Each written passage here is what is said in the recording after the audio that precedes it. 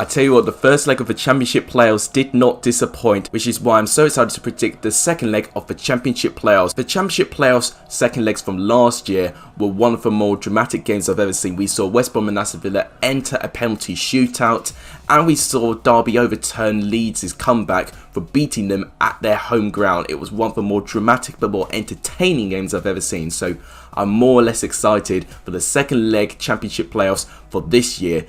And for the first leg, as I said, it didn't disappoint. We had controversial decisions, we had stunning goals, we had penalty misses, you name it. We had absolutely everything. If you got a correct score prediction from the Premier League and the Championship playoff first leg, your comment will be included, and only one of you did, and it's from the same person. Well done, Nathan Brown, for getting one correct Premier League score and one correct Championship playoff score.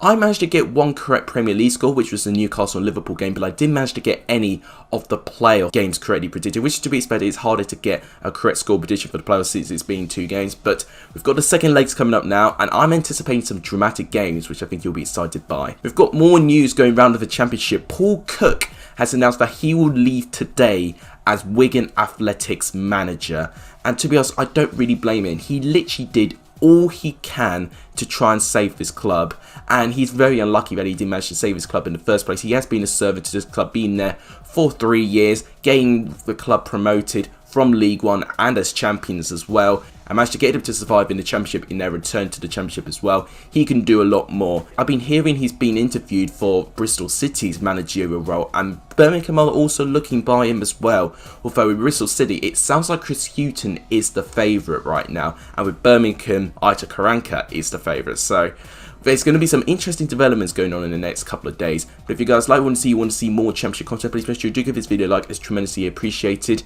If you have done, please subscribe to the channel. If you've not seen yesterday's video, our new target is to get 1,000 subscribers for the dream collab with Ben HD. So if you want that to happen as soon as you can, please hit that subscribe button. It really make my day. But without any further ado, let's start predicting the second leg and who I think will be going to the Championship playoff final. So the first game happening today is Brentford going up against Swansea. So Swansea currently lead the tie by 1-0. The goal they scored was a terrific goal scored by the half volley. It was Conor Gallagher who chipped it to Jay Fulton, who did a brilliant lay on, and Ayew, who I thought was Swansea's best player in this game, scored a terrific half volley in the top corner past David Raya, and that is how Swansea got their 1 goal. Although I think Swansea could have scored a little bit more, then Brentford may be counting themselves lucky that it's only the 1 goal advantage that Swansea have. Swansea did hit the post in the first half from Andre Ayew. Brewster also failed to tap in from very close range as well. Although Brentford did have a couple of chances, Ollie Watkins did have a chance close into the game.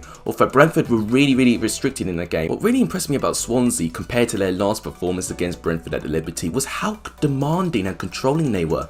They had more possession stats, way more shots than Brentford as well. Brentford nearly did not look as threatening as they were going forward recently. They've still looked a little bit jagged, a little bit tired than they have done in their previous 2 games. However, Thomas Frank insists that Brentford are full of confidence. You know, he's very confident going into the final game. He knows that this side deep down do have enough to get past Swansea and to make it to the playoff final.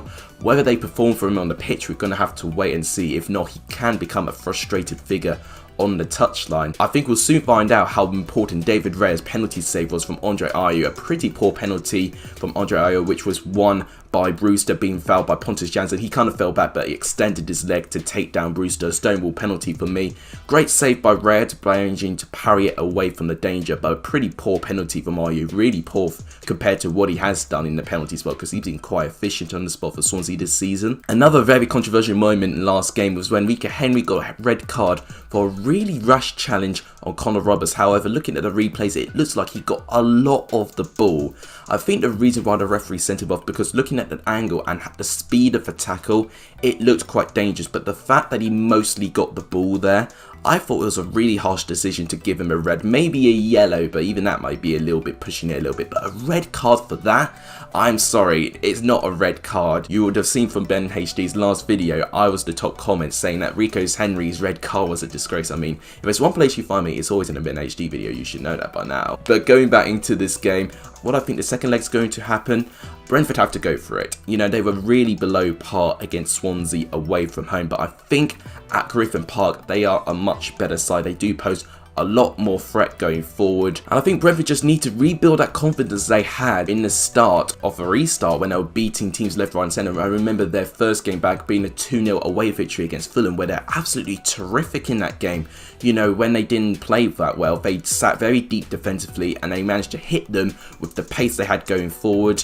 And, you know, that's what Swansea did to them. When they weren't playing that well in the first half and Brentford were a little bit all over them, Swansea really sat deep, really absorbed the pressure, and they had so much pace going forward and really hit them on the counter-attack, and I think it really did affect Brentford. If there's one player who I think will make a difference for Swansea, is Andre Ayew. He was absolutely terrific, and it's actually just gone to show how important he has been for Swansea this season, but how he takes to play, the experience he has. It's a young team in Swansea, and I think having an experienced player like Andre Ayew, I think really elevates the team.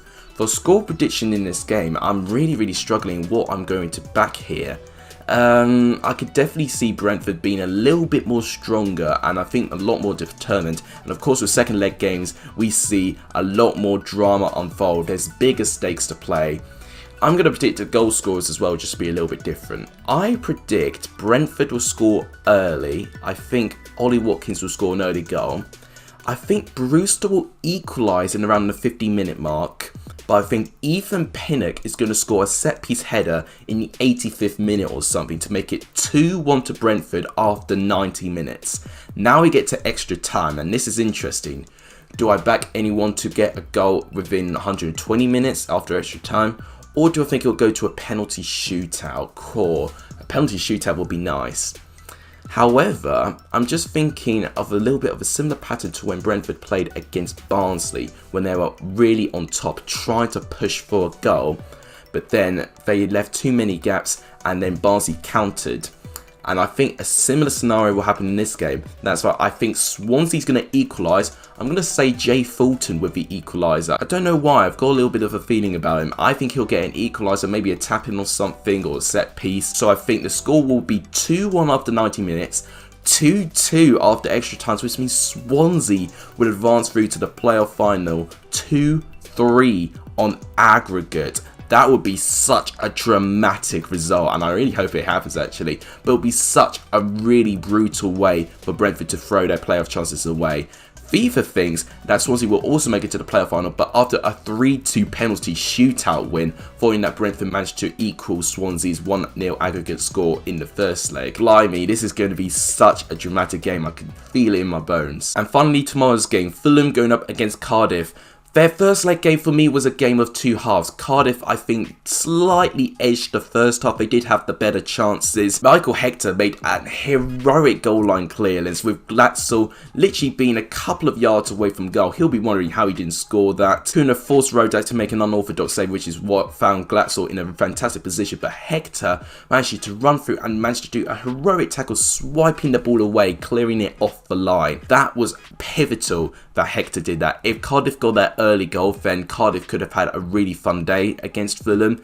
But Cardiff were left frustrated. They just couldn't manage to test Rodak that much. And apart from that one opportunity from Glatzel, they didn't really test Fulham at all and just couldn't make their chances count in the first half. Fulham did have chances in the first half, but they weren't that great. Fulham only looked dangerous when Tom Carey was put further forward, and Tom Carey got the closest chance for Fulham in the first half, managed to hit the post from a shot in stoppage time. But second half though, I think Fulham took over. It was brilliant tactics from Scott Parker. What he did there, I felt was actually quite clever. He put the fullbacks, after they did their job, they kind of moved to a central defensive position, but what that means, it allows Tom Kenny to go further forward and to attack more. And this playoff game has gone on to remind me how important of a player Tom Kenny is. It's really important for that squad as well to know how experienced this guy is. He scored the only winning goal against Fulham in their last playoff win against Aston Villa. When he's an advanced midfielder, Fulham looks so dangerous. Fulham eventually got the breakthrough by terrific solo play by Josh Onuma, and to be honest with both of their goals, and I think what Fulham do have in their squad is enough match winners, and what that means, they've got enough players that can have that bit of star quality within them to pop up with an outstanding goal out of nowhere, and that's exactly what Josh Onuma did. He got past Marlon Pack, Sean Morrison and Curtis Nelson and managed to score. It was an absolutely terrific solo goal with so much confidence in the box. Cardiff did have a little bit of an opportunity before Fulham got their second. Sean Morrison and Nelson had a bit of a mix-up. Nelson didn't have a great game for me, but Morrison did have a little bit of a touch, but Rodak managed to deal with it. But then the game was put into Fulham's hands, where Fulham managed to win a free kick just outside the box. Cabano managed to win it, and he scored 2 free kicks in 2 games already. He scored his 3rd free kick in 3 games. An absolutely terrific strike. The technique was absolutely brilliant, and following how unpredictable he is in shooting it at high or at the ground, only Sean Morrison jumped, and following that, it's an absolute nightmare to go up against Cabano with free kicks, and he scored an absolutely terrific free kick past Smithies, and that is how Fulham are in control of this leg. Well, I think what happened in this game, I think if Fulham get an early goal, I think Fulham could run away with it, although I think Cardiff are going to be stronger. Scott Parker, after the game, managed to hug the squad. I think there's a real unity within the squad, which I'm really happy to see with Fulham, following that they were relegated from the Premier League. Their heads could have dropped, but there seems to be a new little bit of life with Fulham at the moment.